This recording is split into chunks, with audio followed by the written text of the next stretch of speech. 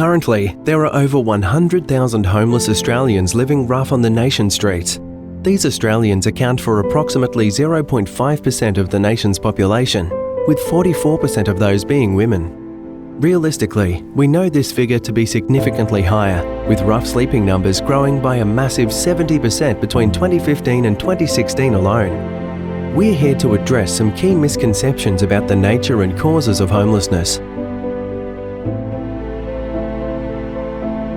To begin with, 39% of homeless live in severely overcrowded, temporary housing, while only 20% of homeless live in supported housing. The most visible homeless, those that live in improvised dwellings, account for only 6%. So what causes homelessness? To begin with, the biggest single factor is extreme financial difficulty, often arising from unforeseeable costs such as health issues or job loss. Housing costs and availability is also a huge factor, especially with the demand for subsidised and public housing outstripping supply. Then there's domestic violence, a huge factor in the lives of the nation's homeless women. So what happens when you're homeless? Well, firstly, there is a deep sense of shame, which permeates the homeless community. Then there's the discrimination the homeless face on a daily basis, and the stigma associated with being homeless. Homelessness is a vicious cycle that impacts the individual's ability to pursue their goals in life. Health outcomes of the nation's homeless are significantly lower than that of the general population, with rates of infections, injuries, occurrences of sexually transmitted diseases and mental health issues being significantly higher than that of the broader population. Added to this is the compounding impact of being homeless, with homelessness itself becoming a huge barrier to obtaining and maintaining employment, completing education and training, and securing stable housing.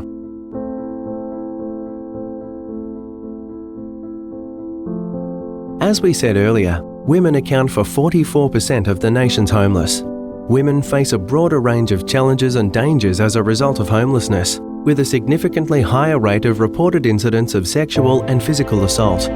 Added to the fear, shame, loss of contact with children and the inability to repartner, homeless women are often cast adrift on the streets. Finally, women's experience of homelessness is significantly worsened by their inability to access menstrual hygiene products and facilities. So why are women made homeless? Domestic violence is a major factor in women's homelessness. Physical abuse as well as financial dominance and control are two sides of the same coin. But often it goes much further, with the victim's abuser often isolating her from her friends and family, making it extremely difficult, if not impossible, to seek help. Women face an uphill battle in securing access to basic facilities, and often depend on public facilities such as shelter, public restrooms and storage to meet their basic shelter requirements. This makes their day-to-day life of managing their menstruation extremely difficult. Homeless women's inability to secure private hygienic facilities often lead to infections, further compounding their suffering. Women who are homeless also often face an awful decision, often being forced to choose between food and the purchase of sanitary products. The prohibitively high cost of sanitary products often leads to foregoing food and other basic necessities. Often people experiencing homelessness are forced to substitute sanitary items with unhygienic alternatives such as old clothes, underwear, socks or toilet paper. Using these items often lead to infections. Homeless women are often forced to steal the items or beg for the money to afford them. Without access to basic sanitary items to manage menstruation properly, they often face escalating health issues, with infection and other severe health issues. These issues further compound the impacts of homelessness, often leading to further insecurities in their lives. While menstruation is a biological function, its impacts reach far beyond that of the body.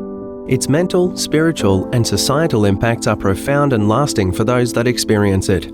That is why, without appropriate menstrual management, women and trans men who are experiencing homelessness experience profound shame and embarrassment. Stained clothes, unpleasant odour, pain, and the very real risk of developing severe infections are a persistent factor in life for unhoused women, not to mention questions of how they might be able to access services when their period comes and they have nothing to manage it with.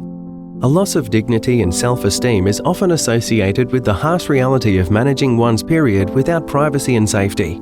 And it's something that happens to homeless women and trans men every single month. This is where the Melbourne Period Project steps in. Our goal is to provide the thousands of Australian women each month who are deprived of one of the most basic rights of privacy and safety by collecting and distributing sanitary donations from the public and separating them into 6 different packs. By collecting these products from our generous donors, we're able to turn them into period packs and deliver these packs to people living on the street, plus those living in crisis accommodation who can't afford these items. Getting these products to women at a time of extreme vulnerability heads off the worst impacts of homelessness.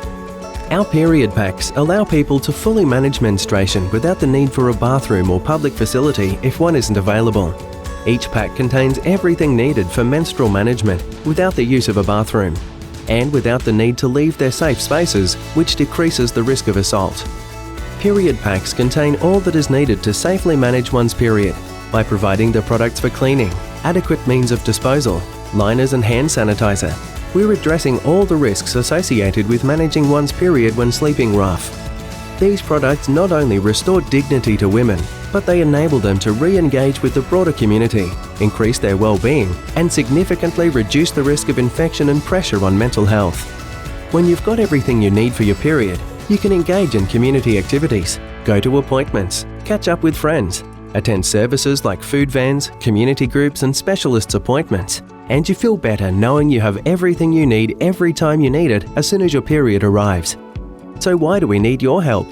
The Melbourne Period Project is a volunteer-run organisation, and while we have some amazing donations coming in, we're all volunteers. And like any other charity, we have significant overheads to cover. The costs of vehicle operation, warehousing and administration all mount up. We can't run a modern charity without the modern necessities, so donations keep the utilities operating and our internet connected. That way we can respond quickly and decisively where we're needed the most and get the period packs and other essential items to those in need as soon as they need them. Including all the items in the packs, it only costs $5 for us to make and distribute one period pack. So for every $5 you donate, you're giving someone their dignity back, their sense of security back, and significantly reducing the risk they will incur serious health problems. For every $5, you're giving the chance for someone to re-engage with their community, to give them the chance to secure safe housing. Basically, $5 is the difference between a woman being deprived of the most basic human rights or breaking the horrific cycle of homelessness. We need you to help us help them. Without your support, we can't get the period packs to the people who need them most. For $5 a month, you're donating something that turns into health, safety and dignity.